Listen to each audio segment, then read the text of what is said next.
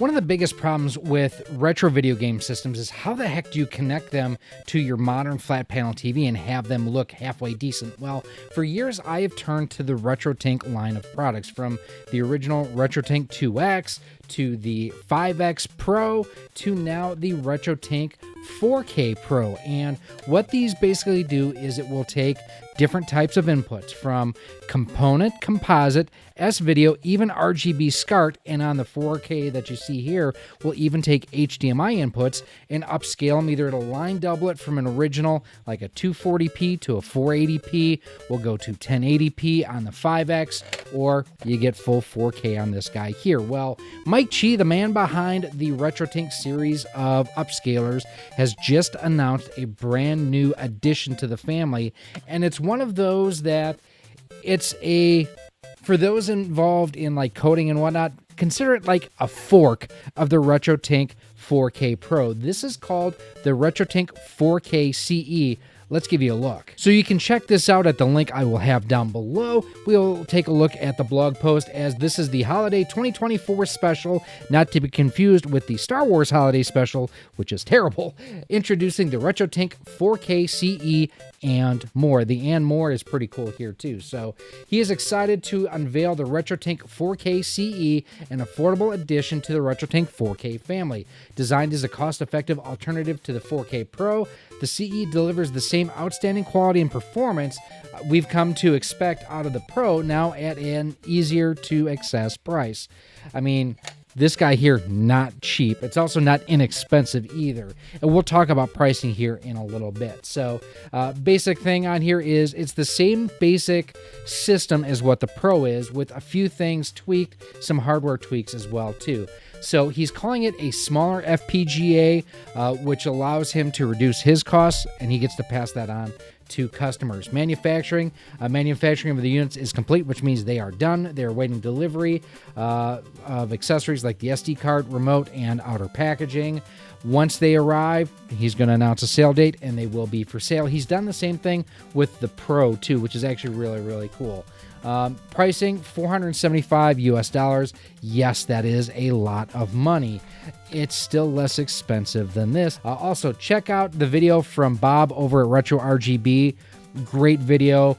Bob's a friend of the channel. He does great stuff. Make sure you subscribe to him too. So Mike said no new hardware. Yes, he did say that, but it's the same basic platform as the Pro, with some minor tweaks and revisions.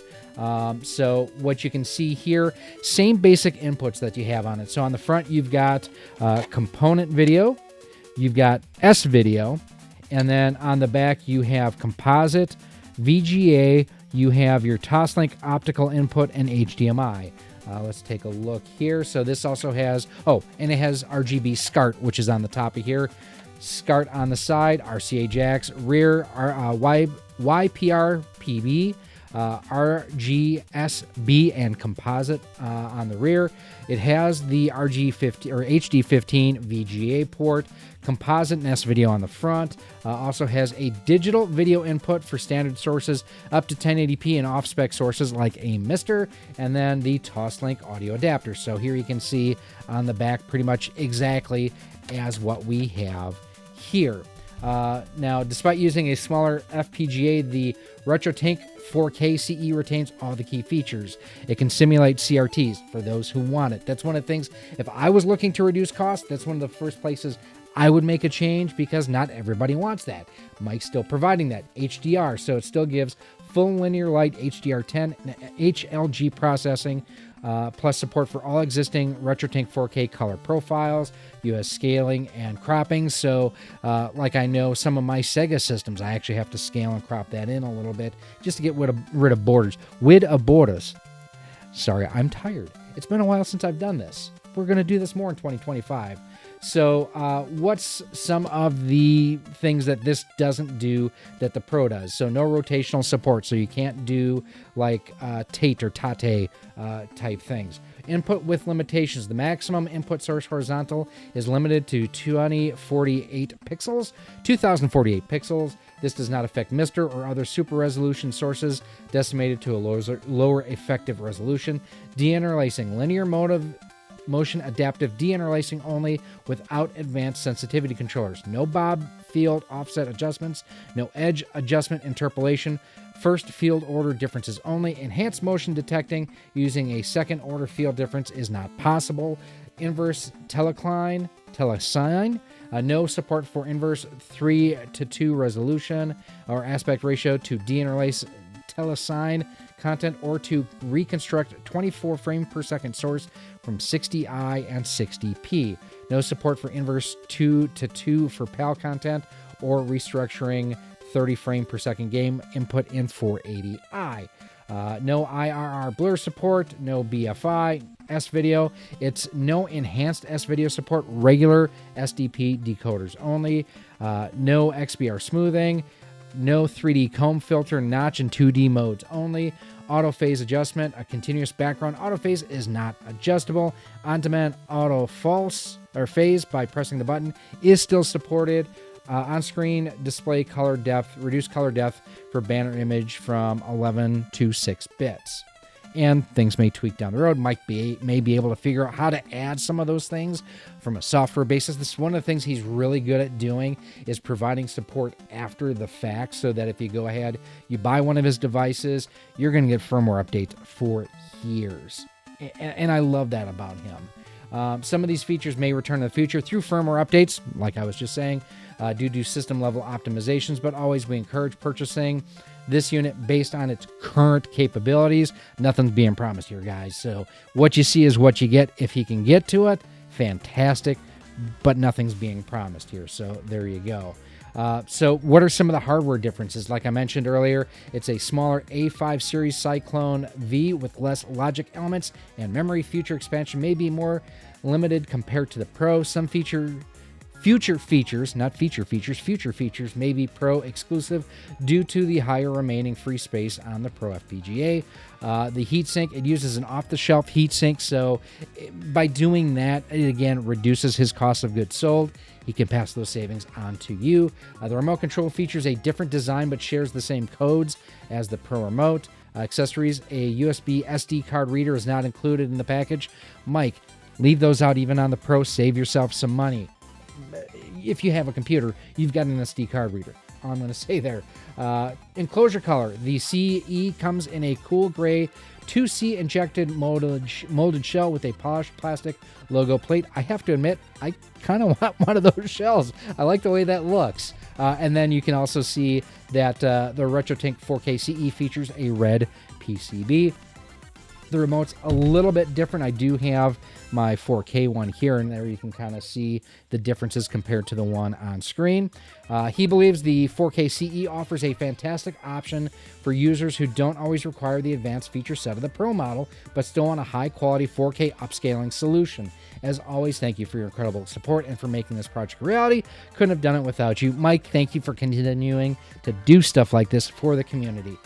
And I would say, for the average consumer who wants to go 4K and knows about upscalers, this is going to fit the need a lot more than this will. And by the need, I mean for the average gamer. Like, going through that list, I don't know that I've ever used that stuff myself. I would take out the CRT filter myself and a couple other things just because it's just features I don't use. I just want to take my retro games and upscale them to 4K and have them look good. And the Pro does it, but you know what? If this would have come out before the Pro, I don't know that I would have wanted an upgrade to the Pro myself. I'm liking what this is offering. Now, he's also working on creating adapters to go to a VGA style connector, so or an HD15 connector. So if you look on screen here, it's an SVH or it's a SNES connector, or it's a connector for an AV Famicom, or for the N64, or for the GameCube. So it goes ahead and gives you better video quality output into something like this. So you could go technically VGA to VGA in, perhaps. It would be interesting to see. And then there are other adapter cables available. HD15 to SCART, HD15 to a BNC for those who have PVMs or the professional type monitors, and then HD15 to HD15 with a 3.5mm audio. That's kind of like what I was talking about, VGA to VGA basically. So you can go into that port right there. And he's looking to launch the initial versions for the Super NES, all regions, PS1, and Genesis Model 2 early in 2025 along with cables. So very cool. And this here, I am loving seeing this. The RetroTINK 2X Mini is coming back. And if you don't know what this is, basically what this does is it takes either S-video or composite video, line doubles it from 240p to 480p, and gets you an HDMI output. This, to me, kills every single AV to HDMI adapter out there. First and foremost, those are crap. They introduce a ton of lag, a ton of noise. They don't look good. They don't work well. Do not recommend, do not like. I've got a video I will have in the upper corner here you can check out. Yeah, those things are garbage.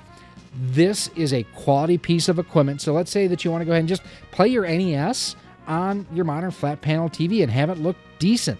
This is the way to go ahead and do that for you. And then, with the S-Video on there, for example, you can also go ahead and do like the N64 with S-Video straight to your TV. This will work with pretty much anything 240p output. There are some, I don't want to say compatibility issues, but there are some weird things that can happen when you go with a higher resolution to begin with into this. That's why he had actually released the RetroTINK 2X multi-format and the Pro that could handle some of the other input resolutions such as 480p and 480i. This is a fantastic little unit. So what I love about this is it's essentially the original RetroTINK 2X, but minus the component video inputs on it. So it's just composite. So it's just your red, your white, and your yellow, along with the S-Video. And the S-Video out of this looks beautiful. So if you have that capability to do so, something I highly recommend. Again, like I mentioned earlier, if you have not gone through and watched Bob over at Retro RGB talk about the RetroTINK 4K CE, highly recommend it. I'll have it linked for you on screen right here. Bob is more knowledgeable about this stuff than I ever will be. I respect him. I respect his views and his knowledge on it. And I think if you've never seen one of his videos, you'll learn a lot by watching them too. Like I say, I love this. But if the CE would have come out first, with the features that it has still, I don't know that I would have the desire to own a Pro. That's just me. Now, for those of you who want the latest, the greatest, the most powerful and all that, the Pro is still out there. This is not going away. It allows those who don't have that kind of budget to go ahead and invest in pretty much the ultimate upscaler that you can get your hands on. And behind me too, again, the RetroTINK 2X Mini. Like, this is the every man's and every woman's upscaler for retro consoles, that it just works, and at a price point that it's easy to go ahead and get. And that's basically what I myself used for years until the 5X came out and now the 4K. I mean, this is my go-to. Now, one of the nice things too is the fact that the CE uses the same shell design as this. You can use Todd over at RetroFrog, has a beautiful stand that also holds the remote for this. It's 3D printed. I actually helped him do some of the initial testing, gave him some feedback. I got one of these before he did. Todd, thanks for your help on that. And it is a really nice 3D printed kit. Check out his website. I'll have that link down below for you as well. And other than that, Mike, if you have a CE that you can send us to check out, I would love to compare this and that and see what we get. Now, if you do want to check out my videos that I have on the RetroTINKs, I have an entire playlist dedicated to them. I love this platform so much. I'm sure there's something here that you can learn from and you'll enjoy.